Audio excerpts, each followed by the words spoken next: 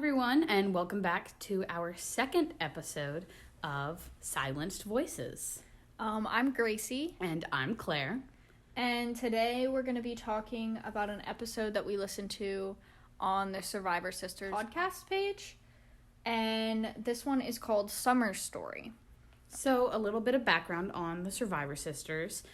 They are girls from Rutgers University. According to their Instagram, they are a podcast and organization that shares the stories of sexual assault survivors on college campuses. Survivor Sisters aims to educate, empower, and inspire other survivors and their peers to take action against campus sexual assault via a weekly podcast.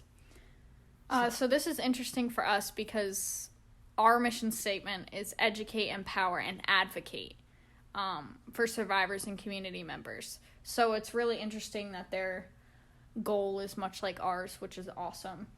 To find these two girls who have such a similar mission to us and to hear how they're approaching that was definitely really interesting. So we thought that we could, take our approach on it and listen to their podcast, listen to Summer's story, and give some information on it, give a little feedback. So we definitely recommend that you go listen to this episode, Summer's story, on the Survivor Sisters podcast. And I guess we're just going to jump right into it. One of the main topics on this episode is alcohol involved in assault, because both cases of sexual assault that were covered in this episode did have to do with intoxication. And so there were just a couple bits of information that we wanted to talk about. And so, Gracie, on consent under the influence, how do you view that? But consent under the influence, someone who's intoxicated can consent, but someone who's incapacitated cannot consent. Which means if you have one beer and you're able to speak clearly and consent with clarity, you can consent. But when you're incapacitated, you've had too much to drink, you're unconscious, you black out, you can't remember things, you're slurring your words, you're unable to walk clearly, you cannot consent because you're just not in your right frame of mind. Yeah. And there definitely is a difference between intoxication and incapacitation. And, if it doesn't matter if you were drinking when you were assaulted, that has no effect on it. It was still an assault. But there are signs that you can look for to see if you or your partner is able to consent. And so, someone isn't going to be able to consent if they can't speak coherently, if they can't walk without falling over, if they are passed out. There are so many things that have to do with alcohol and how it affects your body. And obviously, alcohol affects everybody differently. But, if you've only, like Gracie said, if you've only had a beer or two or just a couple of drinks and you are completely fine, your partner is, able to speak clearly, walk clearly, just, it's different. And so there are important signs to look out for. And that was something that wasn't done in this situation. The offender in this case did not take into account that Summer couldn't consent. He took advantage of her drunkenness. And, if you listen to the episode, she had said no to him earlier in the night. She had ignored his advances. She had told him, hey, I don't want to get involved in this. And so he waited until she was incapacitated, and he raped her. Mm-hmm. And it's very important. Something that she said that really hit home is if you're drunk or the other person is drunk and you want to have sex, if you really want to have sex with that person, you'll want to have sex with them sober. So just wait. You don't need to do it when the person's intoxicated. You can wait until everybody's sober if you really want it that bad. And if you're unsure if someone's intoxicated or incapacitated and consent is weary, just wait. If they want to have sex with you, they'll still want to have sex with you when they're sober. Mm-hmm. Because you don't want the situation to get any worse.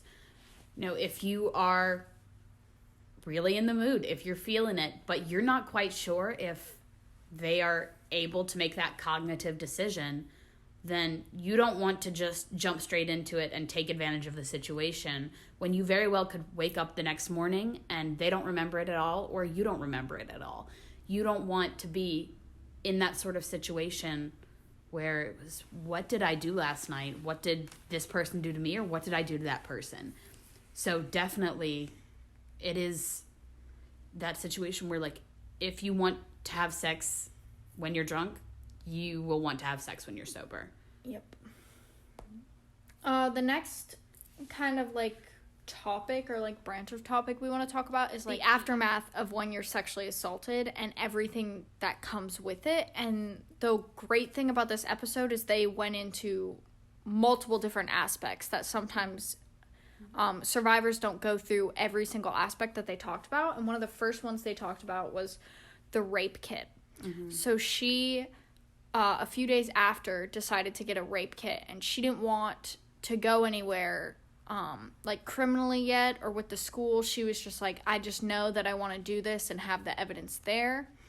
And so she talked about how traumatizing the rape kit can be, and it is for a lot of survivors. Yeah, and Gracie, you and I, along with a couple other Find Your Voice members, had the privilege of talking to a person at our student health clinic who actually is over the whole rape kit thing. She's there for, she is present for every rape kit done, and we sat down in a meeting with her, and she pulled out a rape kit, and she showed us every single piece that is done, every single procedure, and it is one of the most sickeningly invasive processes. And so that's something that a lot of people don't think about, is that, and I think we mentioned this in our last episode, the trauma and the hurt of the assault doesn't end as soon as the assault does, because something like a rape kit is horrible on your psyche. And she talked about how it just re-traumatized her to go through a rape kit. It took hours. Mm-hmm. It was time consuming. They took pictures of her, they swabbed her, they put everything into a kit. And what she also talked about that can be really hard with rape kits is a lot of the times they can prove that you had sex with someone, mm-hmm. but they without bruises, without tearing, they really can't tell that it was unconsensual, because the only thing the rape kit tells you is if someone had sex. Yeah, and mm-hmm. They can tell you if it quote unquote got rough, but it cannot confirm that you were raped. Everything else has to go along with it. So it's important to get a rape kit, but it's also important for everybody else to realize, like, how traumatizing it is and why some people don't want to get a rape kit, because they don't want to go through the whole thing again just for people to say, yeah, you had sex. Yeah. Okay, we don't know if it was consensual or not. Yeah. And that was a really big piece in this case, because, you know, everyone told Summer after she was assaulted, well, yeah, you had sex with him, but he told us it was consensual, so it must have been consensual.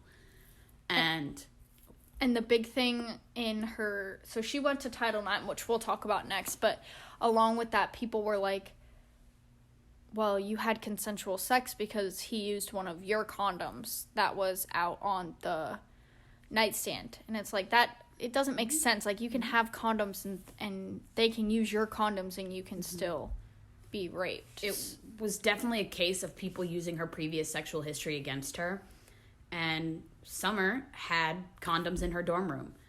Her offender walked her back to her dorm room and then proceeded to use her condoms to rape her. Mm-hmm. But just because they were her condoms doesn't mean it was consensual. Yeah. And one of the big things with Title IX, which our group has looked into a lot, and unfortunately, Summer got the raw end of the deal with Title IX, because when she went, Title IX did not, like, really explain all the rights that she had, all the opportunities that she had in order to pursue her case with Title IX, like, mm-hmm. the best way possible. Like, for example, he brought in character witnesses that were supposed to talk about his character, but mm-hmm. Title IX let those character witnesses actually talk about Summer's previous sexual history. Yeah. And then she didn't know that she could bring in people in person, so she just had their testimonies written out and used them. Mm-hmm. She didn't know she could have she didn't know she really needed a lawyer until she found out he had a lawyer. It was just really a messed up situation. It was very messy. And so the trial, which Summer kind of explained that she was more or less forced into, it was really rough on her because she didn't know that she was allowed to bring people to speak on her behalf. And her offender was able to bring dozens of people from her high school to talk about her previous sexual history, which has absolutely zero impact on whether or not you were assaulted. And this, once again, kind of has to do with our last episode with the sex workers, who, just because they're sex workers, just because you've had sex in the past, doesn't mean you're consenting to every sexual encounter. And that's something that a lot of people fail to recognize. And that's kind of sickening. And along with that, even if you have multiple sexual partners, you can still not consent to have sex. Character, I guess, does play a role in cases, but your previous sexual history should not play a role in determining whether you consented or not. Right. And, I mean, Title IX helped Summer a little bit. They did get her, an advocate, a counselor. Like, she was set up with people there to support her, but she wasn't aware of all of her rights and everything that she could do to make this trial the best possible situation for her. So she did end up getting a very raw deal, and it was kind of her walking into this trial blind just to be kind of a victim of a sneak attack from her offender and all of his witnesses and everything that went on in this trial. And we're posting a blog post soon about the new Title IX regulations that came out this year in August by Betsy DeVos. Yeah, so make sure you check that out. Yes, check that out. But it's kind of correlates with this episode because some of the regulations that she put into effect require the university to tell anybody who's bringing a case or involved in a case all of their rights. Mm-hmm. So what they can have, what they can do, it requires the university to be very upfront so that it's not so messy like it was in Summer's case. So it's important that you read those new regulations and think about how they might help in Summer's case. And by the time this podcast is up, the blog post will be up. So make sure you just go over to our blog page on our website, read that, and just kind of dive into it and look into it. Because honestly, like, when you think about it, this case very well could have ended so much differently if Summer had been aware of all of her rights. Mm-hmm. But kind of going on to, like, bouncing off of that character witness thing, post-assault harassment from people. And so, like I said earlier, the harassment and the pain doesn't end when the assault ends. And so something that Summer faced a lot was people, coming up to her after her assault and saying these absolutely horrible things to her. And so similar to, it was your condom, so it must have been consensual.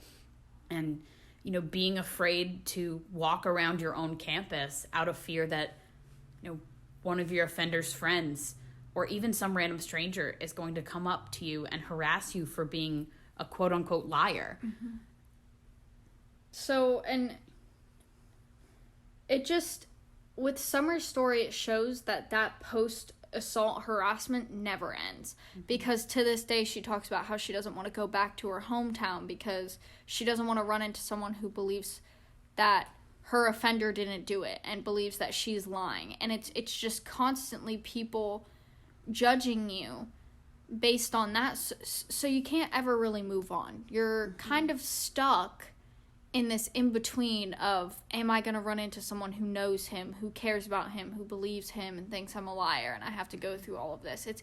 It's stress and it's anxiety, and she talks a lot about that and how it can be hard for her because she doesn't ever know when a trigger is going to pop up and affect her. And kind of more on that, in Summer's case specifically, and a lot of cases that I've heard, it was a very close group of people. She came from kind of a small place, and in her case, she and her offender had grown up together. They had kind of been friends for a while. And so obviously, you know, anytime she went back to her hometown, there were mutual friends. And that is really where believing the survivor kind of comes into the story, because, you know, she mentioned that there were a lot of people who either didn't believe her or really wanted to be bipartisan about it. They didn't want to pick a side. And, you know, she kind of mentioned this a lot about how it kind of showed her who her real friends were, because, you know, real friends are going to believe you, and they're not going to settle to have that person in their lives, that offender in their lives, when they know that that person has hurt somebody else. And, you know, she dealt with a lot of people who didn't believe her. And Survivor Sisters talked about how not picking sides is really just picking the side of the offender, because it's saying, I don't believe you, but I'm not going to say that, so I'm just going to be neutral. And so that kind of took me aback, and I was like, okay, well, in some cases I can see why not picking a side isn't always that. So, like, if it's a public case like Brett Kavanaugh, something really high profile in the news, they're public figures, but it doesn't necessarily affect you. You don't have to pick a side. Now, me as like an advocate in this group, I should probably pick a side and do what I can to help the survivor and like push forward these stories and get people's stories out there. But day-to-day people shouldn't have to pick sides on public cases like that. But when you are personally affected. So, you know, if you happen to know, if one of your friends or someone who's close to you is coming out as a survivor, and whether or not you do know the offender, if you're going to sit there and tell them that you kind of want to remain indifferent and bipartisan, then you're unintentionally kind of picking the side of the offender.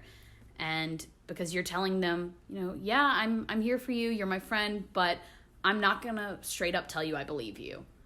And you're kind of invalidating their story, because you're saying, well, I'm not there where I can pick a side, and I can't cut that person out of my life. And, you know, onto the like public high profile cases, we always like to pick the side of the survivor, no matter how high profile it is. And we definitely encourage everybody to look into different cases. But nobody should ever feel pressured to pick a side for something that happened halfway across the country. We definitely encourage everybody to believe the survivor in every case. But, you know, if you aren't comfortable with outright being an advocate or talking about things like this all the time, it's okay. We would love for you to be involved in cases like this and to speak out for people who feel like they don't have their voices heard. But not everybody is always ready for that. But it is never okay to tell a survivor that they're lying. If you don't want to believe a survivor, I'm going to be honest, keep your mouth shut. Yeah, just don't say anything. And like these high profile cases, like, or any case that isn't personally affecting you or someone that you love or care about, if you're just showing support in any way, it can be as simple as going on a Instagram that donates their money to survivors, liking a post, sharing their post, sharing information, like liking a post, donating $1 to like a national hotline or organization, anything like that, that is showing support without you having to publicly tell everybody what you're thinking all the time if you're not comfortable doing that. It's important to be there for people close to you, but it is also just as important to advocate for survivors that you don't know. No matter how strongly you're going to do that, you can do it anonymously. There are petitions you can sign but there is no excuse to speak out against a survivor. Yeah. Moving on a little bit to talk more about like the effects that sexual assault can have on a survivor. One thing that Summer talks about is bad habits, or harmful habits that survivors can pick up. So this can be drinking, this can be partying, this can be bad grades, this can be skipping classes. It's a multitude of behaviors that survivors might pick up because smoking, yep.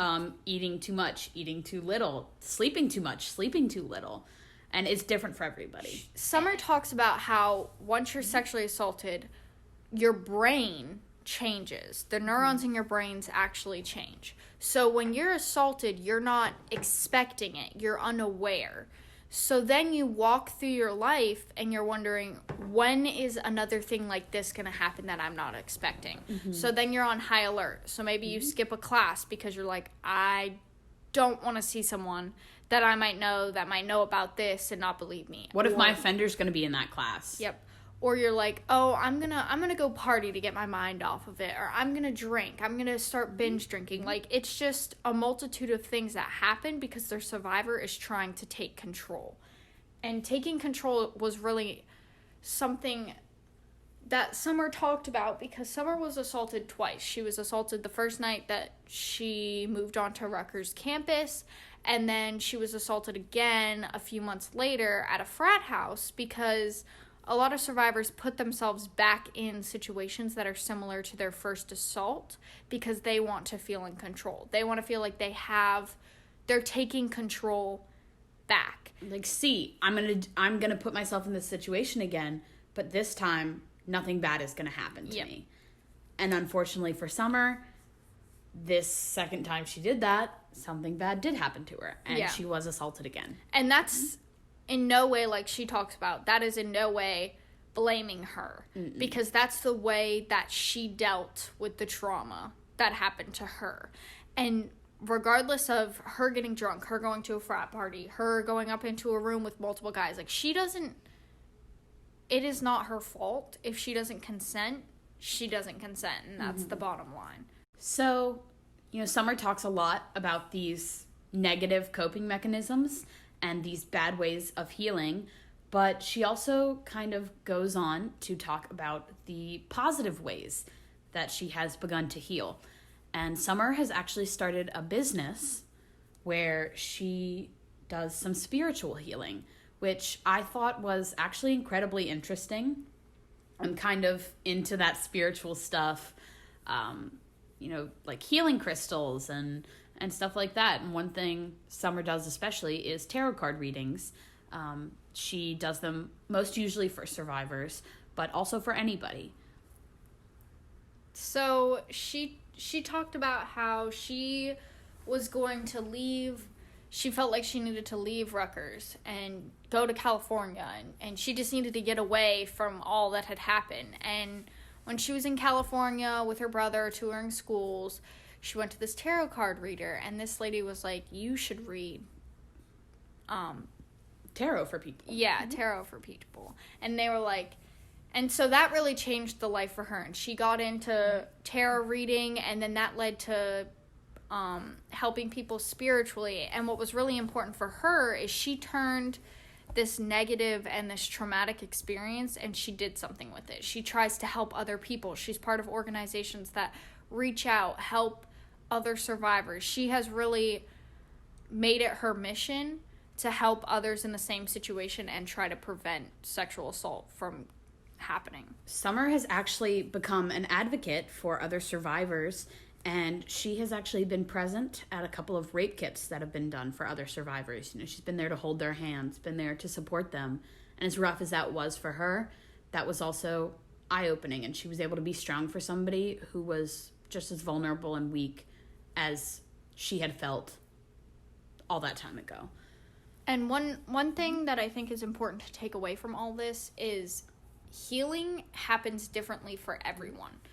So healing may be going to therapy. Healing may be doing your favorite activity. It may be getting in a group that's advocate for survivors. Healing happens in multiple different ways for each person. So it's just about finding the way that you're going to heal the best. And for Summer, it just happened to be helping others spiritually or with resources or holding their hand when they need it. And that's just the biggest thing. Yeah. And honestly, that really spoke to me. Like I mentioned, I'm a little bit of a spiritual person. And if you're interested in spiritual healing, there are all kinds of resources out there for you. You don't have to be religious to be spiritual. I'm not religious. I am spiritual. I like to use healing crystals. This episode actually inspired me to buy a tarot deck of my own.